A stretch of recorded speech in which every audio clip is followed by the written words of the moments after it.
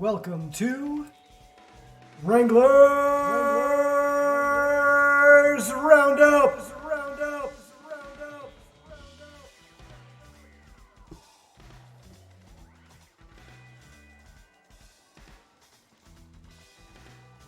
All right, how you guys doing? Welcome to an in-between Grand Arena Championships week video. So we're on a little break right now, which is good. Have time to develop your roster a little bit, tweak your mods, farm some mods, get yourself ready for the next season. But that leaves a lack of content for YouTube and Twitch. So I've been spending this week less online, which is great, spending more time doing in real life stuff. But the videos that are out right now are really interesting. There's a couple really good roster review videos. Gridan, WWL, has done quite a few on Twitch. Tilo Mad is publishing his on YouTube. That's No Moon just put out a video on regrets, but more like psychosocial and game-related regrets as opposed to roster regrets. Really interesting points that he brought up. And I've got thoughts on that, but we're not going to get into that today. That's a little bit of a heavier topic than what I want to get into.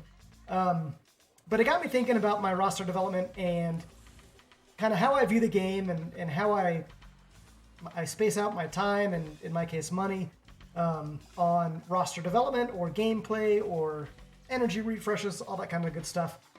And I thought I'd kind of pull back the curtain a little bit and show you that part of my approach to the game. And maybe it's helpful, maybe it's just something that you want to avoid, and maybe you learn something there too. But that's kind of the focus of today's discussion. All right, so before we get into the roster, I want to show you this. So there's a couple different ways to approach the game, right? My approach in the beginning was all about fun, just build up whoever I want, throw them into weird different squads, and see if I can't beat the PvE content with those things. And then once Grand Arena came out, I really fell in love with that game mode, and I had a lot of work to do on my base squads and high-level tunes to get them up to a competitive level. So I've spent the last 9 months to a year really just focused on that. So I've been a little bit on both sides of this slide, both on the PvP side of roster focus and the PvE. And I just want to share a couple thoughts on that. So if we look at how you want to develop your roster, whether you're early game, mid game, late game, whatever, you can always switch focuses or foci and kind of move in a different direction. And this is kind of the two ways that I see it. So on the left-hand side, you've got a PvP roster. And the people who are doing this from day one develop a really lean roster. They only go after the most powerful squads and tunes, and they kind of leave everything else alone. So like I was watching a Scribe video last week, I think, and he doesn't even unlock characters he's not going to use. So he'll go through the events, like he did the Bo-Katan event and he did the armor event, but he hasn't even activated them, much less geared them up. And that's how he keeps, at least in one way, his GP down, so that his competitive matches are a little bit easier to handle. And he avoids roster bloat. So super lean, going for Galactic Legends, or your counter characters, the ones that you know you're going to use every day in Fleet and Squad Arena, or when Grand Arena is in season, those kind of characters. So your top 80 to 100 characters, you're going to focus all your stuff in there. So that means that your gear quality is going to be higher. You're going to shoot for higher level relics. Your mod quality is going to be better. So you're going to be a lot pickier in what you bring up to gold mods and then what you slice up from 6E into 6A to D. And you're going to focus a little bit more on that than you are on mod farming. A little. You still got to farm mods, but you're going to focus more on the quality ones. So your top-end characters, your top-end gear, and your top-end mods. And that's going to give you a super competitive roster, and you're going to be facing people who, if they have the same roster as you, are going to be super intense matches. It's going to come down to one or two key decisions in your gameplay or in your modding or your gear levels, and that's going to decide your fight. The other focus is PvE, and there's a lot more PvE events than there are PvP, and we'll get to that next. But your PvE players are going to have more of a balanced roster. they're looking more for squad synergy and getting a base level of competency in each of the squads. And because of that, they need a lot more quantity of gear and mods, and they're going to focus a little bit more on farming up mods to a base level, as opposed to taking their top-end mods and putting all of their energy into slicing those. So just a little bit different focus. You know, your PvEs may also tend to be collectors or less competitive players until you get into territory battles, and then that kind of matters. And then your PvP players are typically going to be a little bit more focused on the competitive nature of the game. Grand Arena, Squad Arena, Fleet Arena, that kind of stuff. So if we look into those different game modes, we've got just a couple in the PvP side. So every day you've got Fleet Arena and Squad Arena, and then every now and again, as identified by the asterisks, you're going to have a Grand Arena Championships season or a territory war where you get to participate with your guild and go up against other people's rosters. Now you could make the argument that some of the PvE content, like Galactic War, which also uses other players' squads that are in the game, that might be a little bit of a crossover, but for the most part, you've got a ton more PvE content going from Cantina battles and challenges, mod battles, raids, territory battles. Again, those things with asterisks don't come up every day, whereas all of the other ones are daily play items. So you have a lot more opportunity to spend time in the game if you want in the PvE section, although most of us, I think, use a lot of these PvE modes to get better at our PvP characters. You know, you can sim a bunch of this stuff and just go for the gear and the mods that you're looking for, and never really get into these like light side and dark side and Cantina battles unless you need something specific. So that's kind of how this plays out. All right. So given that, if we go back into the roster mode here, I'm currently sitting at 5.9 million GP, which I never thought I'd get here, but you know, you start focusing on competitive stuff and you need a lot of good high-level characters, and it really bounces up your GP. Especially when you started as a fun player like I did, and I was just leveling up everybody. So if we look at the bottom of my roster, there's only a couple people I don't have. Bodhi Rook, I never really went after him.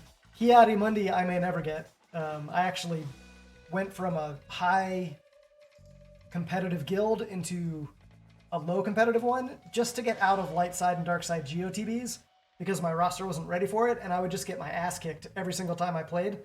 And it just wasn't fun. So I found a Hoth guild that was looking for people, and because of that, I'm not even competing for Kiadi Mundi shards. So he may sit at 6 of 80 for a really long time. And then you've got your other 3 Galactic Legends that I haven't gone after, and the Mandalorian. So everybody else I've unlocked, and just about everybody I've got up to level 85, and at least some gear on. And even Rose Tico, I got them up to their level 7 abilities. So that's kind of my focus, is I want to be able to play with all of the characters in the game, at least in some way, and kind of figure out their kits and see where they fit and where they don't. Make some weird stuff up, and have a lot of roster depth or bloat in case I need them in the future. And you'll see that a lot, you know, a lot of the Galactic Republic Jedi, if we go into that tab, those are pretty trash characters. But you put Kiadi Mundi in there, and all of a sudden, Jedi Knight Guardian and Anagundai and Aayla Secura, they actually become quite viable, especially if you put them under a Qui-Gon Jinn lead and get all that extra speed. So I think CG, they look for ways to use underused characters and make you farm them up. One, because it makes them money, but two, it also helps you use more of your roster if they're required for certain events. Another good example of this are the Old Republic characters that you need to unlock: Jedi Knight Revan and Malak. Darth Revan and Malak, right? And Jedi Knight Revan, I guess. But a lot of these characters, like Juhani and Mishnan Zalbar, Karth, T3M4, you can get them up to relics and they'll take out some stuff, but they're still a C or D level team. Not super useful other than unlocking these really good characters. So CG has a history of this. They keep doing it with their Galactic Legends. You know, if we go into the Journey Guide and we pull up, who is the worst? I think Ray was the worst as far as this goes. So if we pull up GL Ray and we look at our prereqs, you know, Resistance Trooper, you need Relic 5. Scav Ray, you need up to Relic 7. Come on. Resistance Pilot, Relic 3. Poe, Relic 5. Rose up to Relic 5. So a lot of these trash tunes are used somewhere. And if you already have them at a base level, it makes them a little bit easier to level up if you need them for something that you're gunning for. Still Plays has a bunch of really good videos on where he describes doing this efficiently. And there's other YouTubers out there that have guides on how to like hold characters back at certain gear levels for farming requirements, like Ugnaughts holo projectors that you can use for relic materials. There's a way, like if you keep him at level 49, he'll never get up to the level where you can get him past where you need to farm that gear and never be in fear of loading your roster with one more level of character that you don't need. But that's not the way I like to play. So Jedi Master Luke is my last super competitive tune that I'm working on. I'm still working on the ultimate. I did one of those, whatever this is, ultimate charge things. And you know, you need 70 of those little tokens to just get into one of those, and you need 10 of those. So you need 700 light side tokens before you can get his ultimate, which is stupid, but you know, these guys are gated heavy because they're the best characters in the game. Still working on a couple Zetas. I got them up to Relic 6. I'll probably take them just to Relic 7 and stop them there. But because of that, I have all of the prereqs for Master Luke, so nothing surprising there. Following Still Plays advice, he recommends, you know, working on your top 80 that gets used for matchmaking for GAC and getting them with as best mods and at a decent level of gear so that they're usable. And then everybody else, you kind of stop at gear 11 and potentially hold off on Zetas for them so that they don't enter into your top 80. So for me, that gets down into like these guys. The Vets, Hera, the rest of Phoenix, which you need up to gear 11 to maximize their ships. So there's ways to do this efficiently and not have a ton of bloat like I do. But then you're going to limit your roster composition viability for your other PvE modes. So again, if you're going PvP, stick to your top 80, get those guys really, really good, and you'll have a great time. You'll have a lot of fun, you'll win a lot of matches, and get a lot of rewards.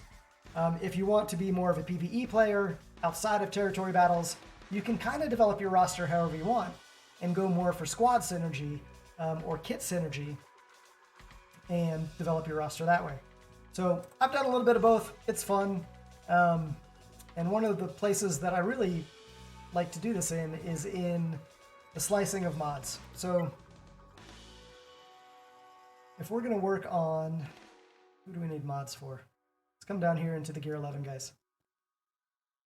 Or gear 12 even. So Mother Talzin, yeah, she's got a couple that aren't fully gold yet. So this potency mod, it's got offense, it's got protection, speed, which is primarily why it's there. So she's going to hit a little harder and move faster. But we need to get this thing up to gold to maximize its offense. And hopefully we can roll some more speed. So I need 4 more of these things. So let's go after them. So obviously you can get them in crystals. You can get them in the events, which we just had one today. Or you can slice them out of this Mod Battles 9C node. So if we go in here to battle, the nice thing about the mod battles is they are not specific. You can take any tune in there that you want, and you might get, you know, smacked around a little bit because of that. But if you take things in that beat Night Sisters, you're probably going to walk away pretty good. The other thing is you can borrow your friends' and allies' characters. So if you don't have these, you know, if you wanted to play with a Relic 7 Darth Revan, you could borrow Grandmaster Durantula's Darth Revan, and you can build a squad around that and go have some fun.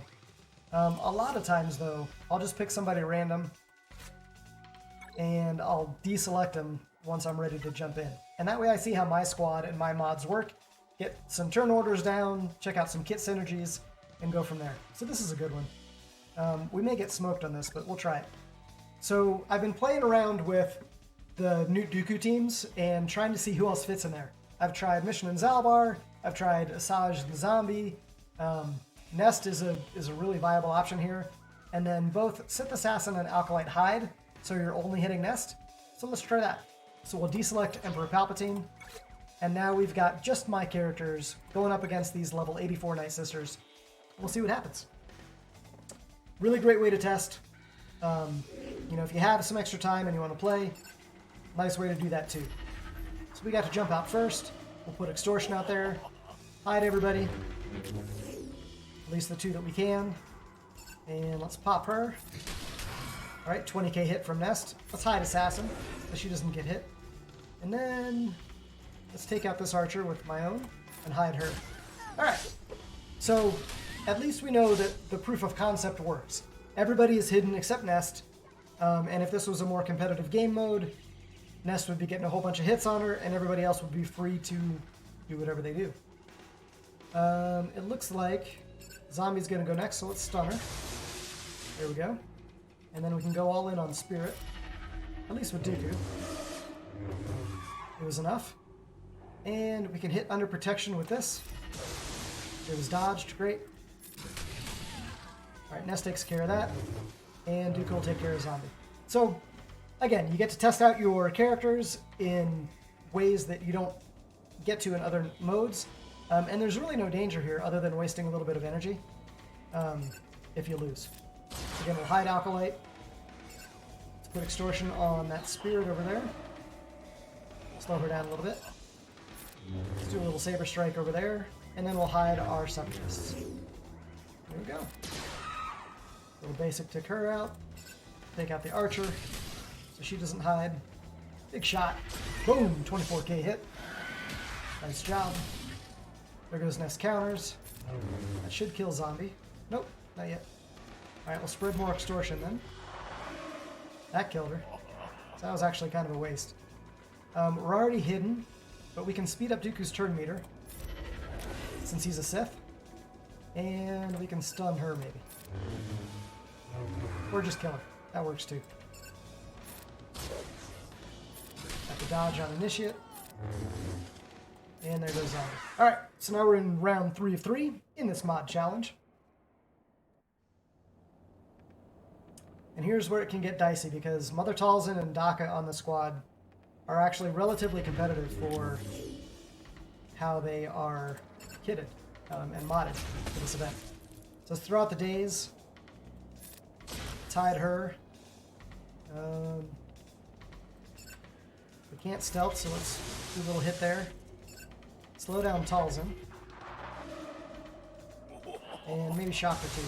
Nope, it was resisted. So we're going to get Plague out here. And we don't have a whole lot of health recovery on this team, so this is a problem.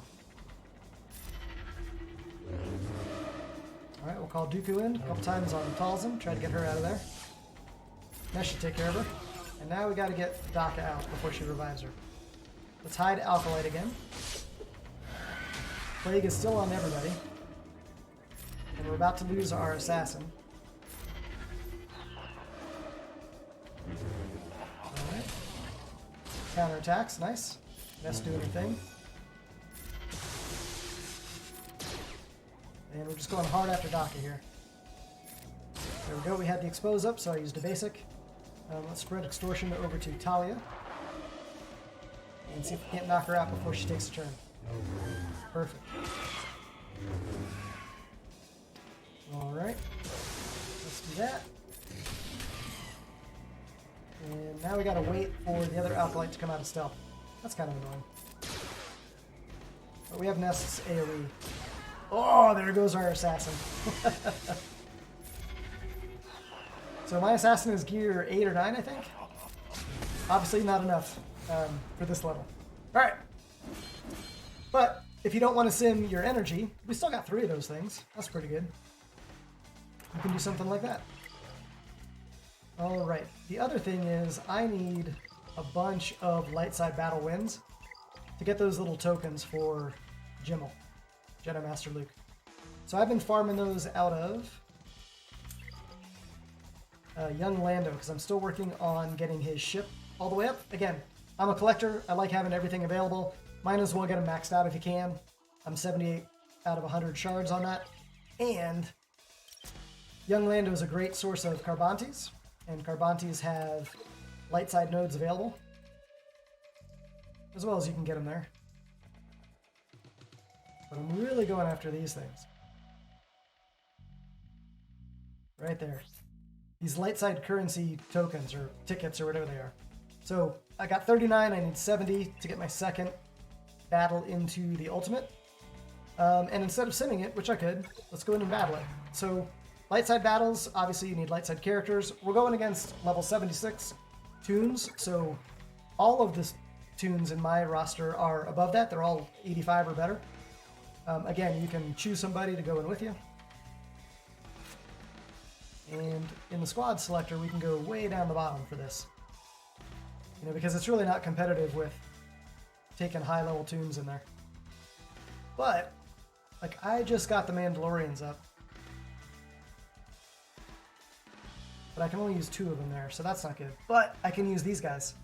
So, Blue Belly, I just got Ayla up to level 85 and gear 7, whatever that is. I'm a Gundai's in there, Jedi Knight Guardian there, Qui-Gon Jinn lead. Let's see if we can beat him with this. These are level 76 tunes, so I hope so. Alright. Let's take that guy out, get the assist. Okay, Ayla stuns. Good to see. Little shot in there. Alright, we get defense up. And what does this do? Cover health, we don't need that. This should stun. And we get an assist. So maybe let's kill this guy. There we go, that did it. And then we can AoE, but we already have defense up, so let's just basic. Alright, we take a couple shots there. We are getting speed up from Qui-Gon's lead, although I don't have him Xated. So we don't have as much. There's the stun. Alright, so level 1's out of there with our gear 7 and 8 tunes. Same thing, let's go after this guy first. Call in the assist. We got offense down. These guys are going to be a little beefier, these stormtroopers. And we got a dodge. Big shot there. Now we can do the AoE. And we got ability block, at least for one turn. Let's go defense up again. Nice stun. Good job, Ayla. Alright. On to the final round. So we should be up against EP and Vader here. Nope, just EP. Okay. He's our problem. Right, because we're going to be losing health every turn he takes. We don't need to recover yet. Nice stun. Beautiful. I'll just keep basicing here. Good shot. Jump slam from Qui-Gon.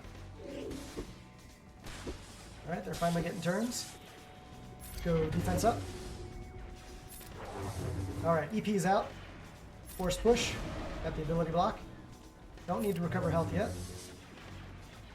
Just a basic should kill him. Nope, not quite. There we go. AoE him. Alright.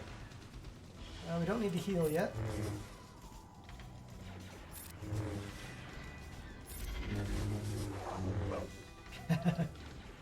Royal Guard dies on a dodge. How often do you get to see that? Alright, still don't need to heal. Doing good. Our low gear protection is doing its job. Defense up again. Force push. Get the ability block. Nice. And big shot. Alright. There we go. So there's the light side battle done with my just unlocked yesterday Ayla. And we got a token. Great.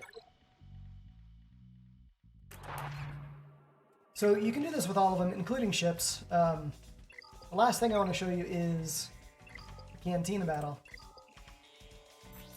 Because we can kind of do the same thing. So we need all of these. And same thing, you could just sim it if you wanted to. I've got 140 energy available, but we'll go in and battle. So this will actually be decent. So we're up against Gear 12 level 85 tunes. Let's see if there's anybody I want to use. Nope, we pretty much got all these guys.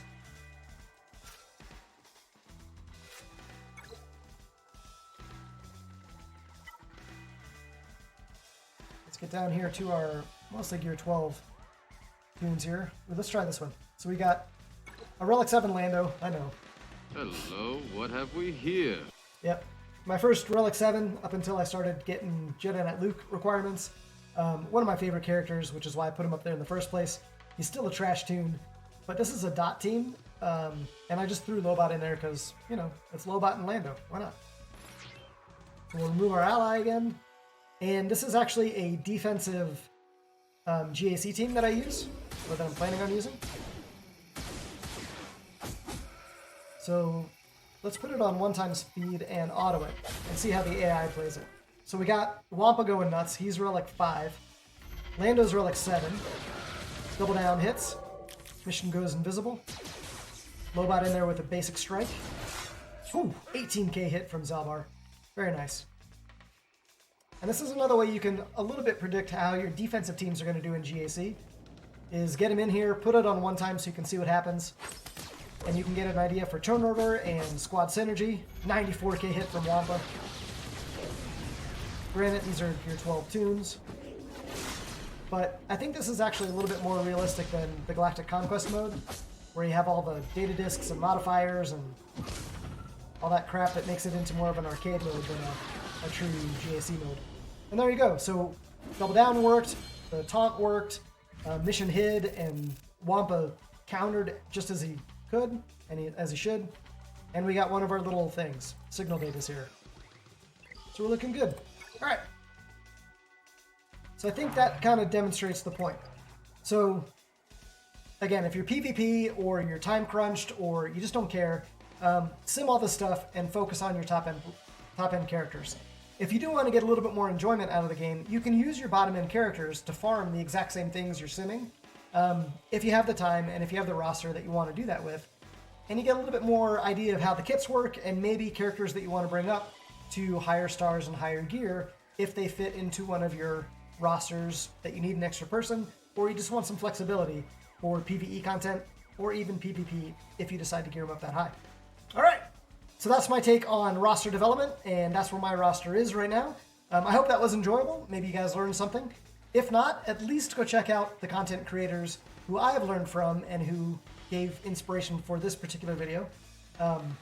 That's No Moon, Still Plays, who else? Telomad, Endall Beall, Ahnald T101 for doing all of the high-level, high-geared and relict character kit testing, which he does on day 1, which thank him so much for that. That prevented me from putting too much effort into Bo-Katan. Doesn't look like she's doing much just yet, so saved me time and money there. And yeah, ton of great content out there. Use it how you want to. Have a great time in the game, enjoy yourselves, and I will see you guys on the next GAC round. I think that's all I got for you. Be good, but not too good. Wrangler's out.